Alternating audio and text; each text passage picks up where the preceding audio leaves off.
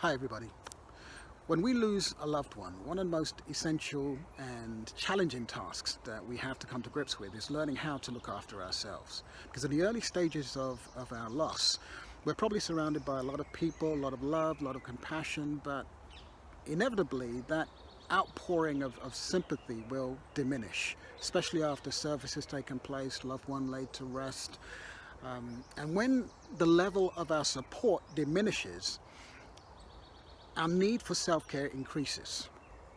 Now, self-care is vital because the impact of grief plays havoc with our normal daily routines. Sleep may become erratic, appetite may become suppressed, our normal personal care routines kind of slip down on our list of priorities. And when you add to that the fact that we carry great responsibilities, maybe looking after children, caring for senior parents, our job responsibilities, all of those things necessitate that we are proactive in carving out dedicated me time.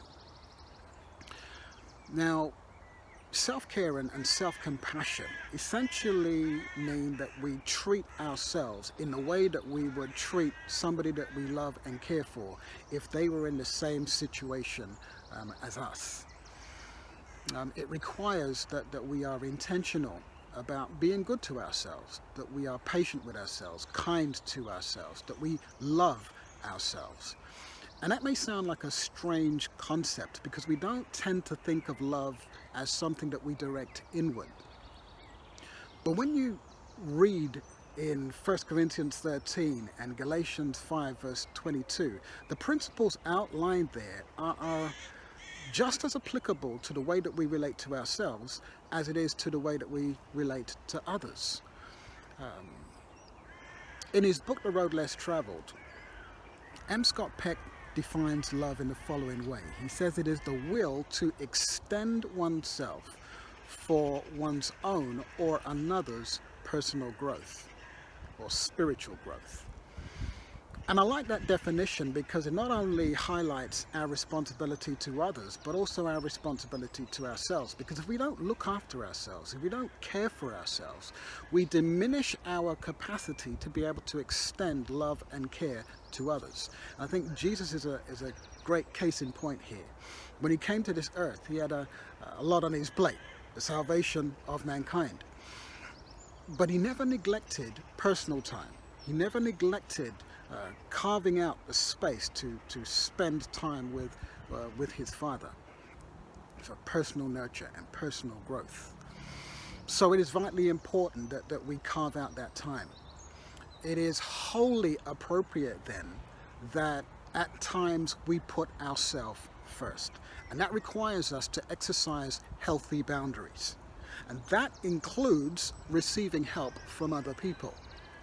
Because when we're dealing with the devastation of loss, you don't need to be taking every phone call. You don't need to be receiving every visit. You don't need to be organizing your life around what other people think or what other people expect. And sometimes we need protection.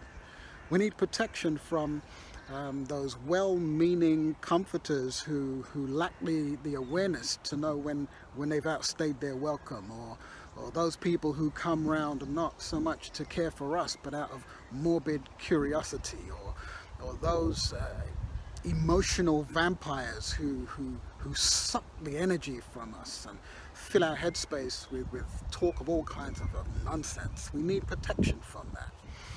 And I mention energy there because when we are grieving, energy is a precious commodity because grief is exhausting.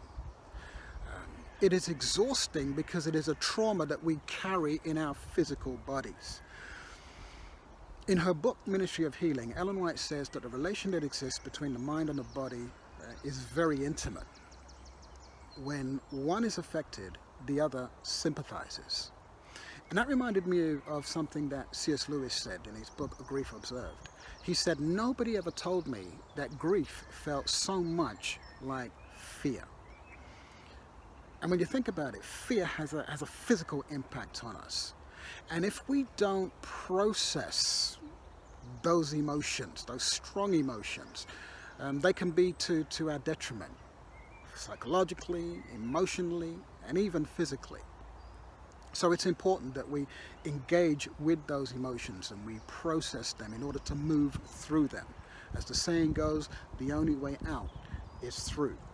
And that necessitates that we are proactive in identifying healthy outlets for our grief. And maybe through therapeutic practices like walking in nature or going through old albums or spending time at graveside, listening to music. And especially if we have a busy schedule, it's important that we schedule time for our grieving. The outlets may be the people who are around us, maybe family, maybe friends, pastor, counselor, people who are willing and able to live out Galatians 6 verse 2, which says that we are to bear one another's burdens. But ultimately, we can take our burdens to the throne of grace, where we will find grace to help in our time of need. God has promised that he will always be there for us, that he will never leave us or forsake us. So it's vital to practice healthy self-care. And we practice good self-care when we make a choice to honor those who have passed by living our best life. Jesus says, I have come that they might have life and that they might have it more abundantly. And that desire doesn't end when we suffer a bereavement. The journey of grief, the process of grief, is simply another path that we have to take as we journey towards that divine intention. So learn to live in his presence. Rejoice in his presence. Do the things that make your heart sing. Learn how to take advantage of all the benefits that he has made available to us. And cast every care on him because he cares for you. God bless you.